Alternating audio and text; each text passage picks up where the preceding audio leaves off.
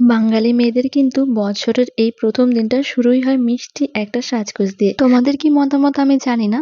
তবে ব্যক্তিগতভাবে আমার মনে হয় পয়লা বৈশাখের দিন লাল সাদা শাড়ির সাথে সোনার গয়নাগুলোই বেশি ভালো লাগে। কিন্তু বর্তমানে সোনার দাম বাড়তে বাড়তে এমন জায়গায় এসে পৌঁছেছে যেটা সাধারণ মধ্যবিত্তদের একেবারেই ধরাছোঁয়ার বাইরে।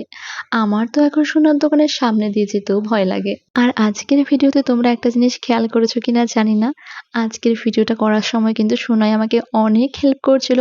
যেহেতু কিছুদিন থেকে আমার শরীরটা না খুবই খারাপ যাচ্ছে, ভেবেইছিলাম যে এখন আর ভিডিও শুট করব না, কিন্তু এত সুন্দর সুন্দর গোল্ড প্লেটের জুয়েলারি দেখে আমি তো আর লোভ সামলে রাখতে পারিনি। তাই সোনাইকে সাথে করে নিয়ে চললাম ভিডিও করবার জন্য। ও আমাকে সেদিন অনেক হেল্প করেছিল।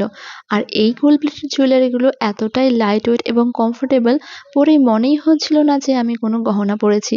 দেখতেও যেমন সাবেকি, পরেও কিন্তু ভীষণ আরাম। কোয়ালিটি নিয়ে আর আমি আলাদা করে কিছু বললাম না, তোমরা ভিডিওতে দেখতেই পাচ্ছ যে আমি গহনাগুলো পরে আমি কতটা খুশি খুশি ফিল করছি।